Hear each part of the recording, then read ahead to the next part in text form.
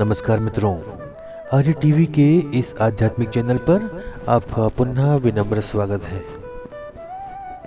आज के इस एपिसोड में हम मनाचे श्लोक के 131वें श्लोक का विवेचन सुनेंगे। तो आइए शुरू करते हैं आज का एपिसोड। आज का श्लोक इस प्रकार है। विचारूनि बोले विवंचूनि साले, तयाचे निसंतप्त तेहि निवाले। बरे शोधल्या वीण बोलो नको हो, जनी चालणे शुद्ध नेमस्तराहो।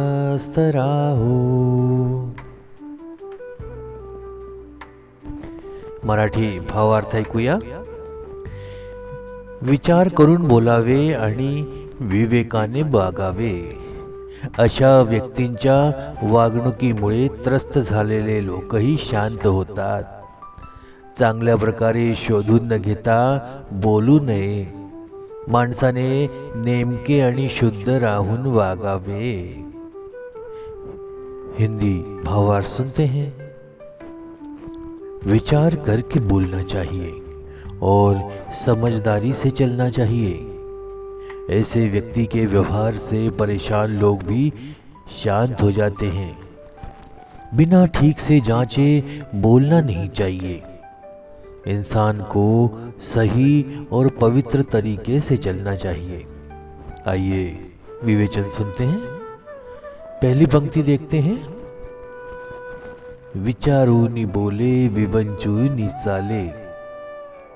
इसका अर्थ है व्यक्ति को बोलने से पहले विचार करना चाहिए और चलने कार्य करने से पहले विवेकपूर्ण ढंग से सोचना चाहिए।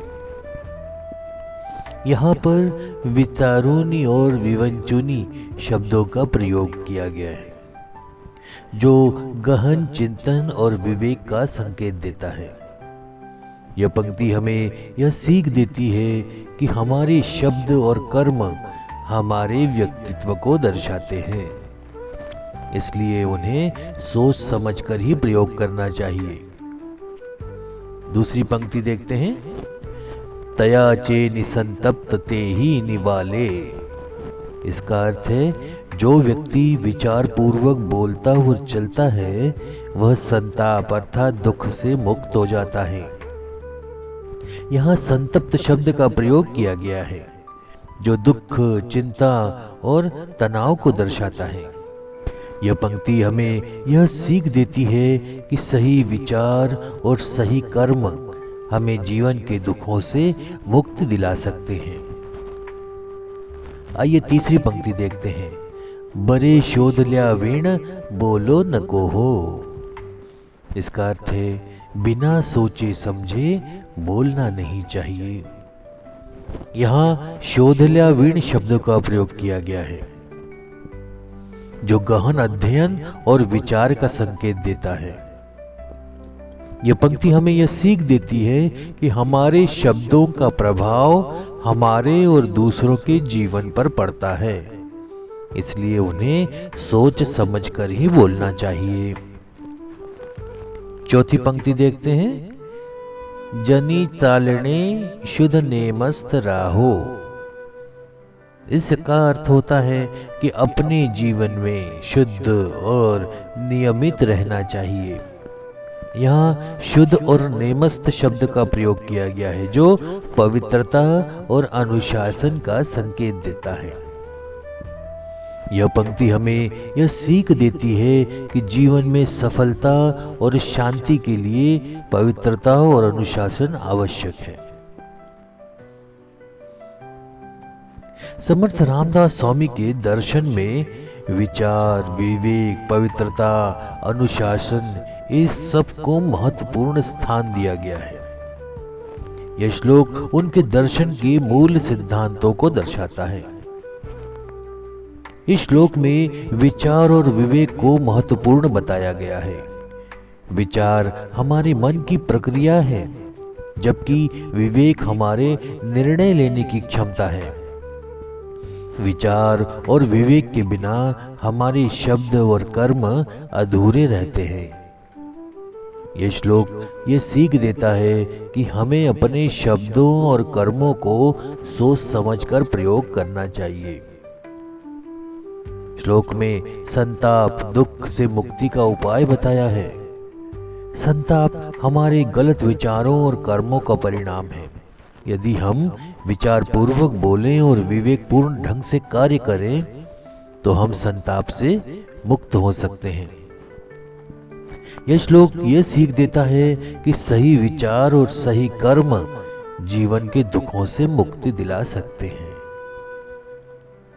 इसमें एक बात और कही गई है शुद्धता और अनुशासन की, जो कि मानव जीवन में बहुत महत्वपूर्ण है। शुद्धता हमारे मन और आत्मा की पवित्रता है, जबकि अनुशासन हमारे जीवन का नियमित ढांचा। यह श्लोक यह सीख देता है कि जीवन में सफलता और शांति के लिए पवित्रता और अनुशासन आवश्यक है।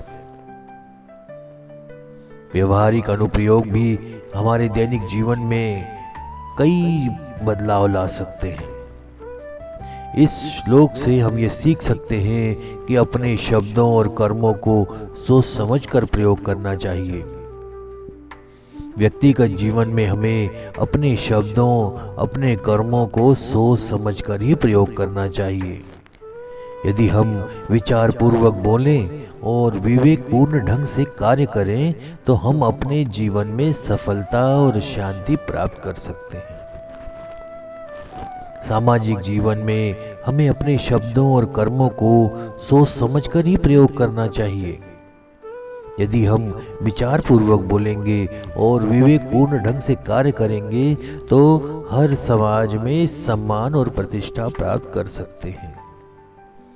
आध्यात्मिक जीवन में हमें अपने शब्दों और कर्मों को सोच समझकर ही प्रयोग करना चाहिए।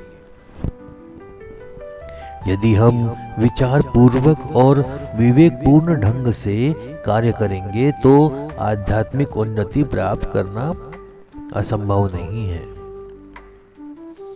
श्लोक का सारांश अपन ये कह सकते हैं कि व्यक्ति को बोलने और कार्य करने के पहले सोच विचार करना चाहिए। जीवन में सावधानी और संयम बरतने से फायदा ही होगा। सही विचार करना, सही कर्म करना जीवन में दुखों से मुक्ति दिला सकते हैं। हम इससे सीख सकते हैं कि जीवन में सफलता और शांति के लिए पवित्रता और अनुशासन आवश्यक है। अपने शब्दों और कर्मों को सोच समझकर ही प्रयोग करना चाहिए। यदि हम विचार पूर्वक बोलेंगे और विवेकपूर्ण ढंग से कार्य करेंगे तो अपने जीवन में सफलता और शांति प्राप्त कर सकते हैं। तो आज का विवेचन यही समाप्त करते हैं। अगर आपको ये वीडियो पसंद आया हो तो इसे लाइक अवश्य करें, शेयर करें और हमारे चैनल को सब्सक्राइब करें। तो मिलते हैं अगले एपिसोड में एक नए श्लोक और उसके विवेचन के साथ।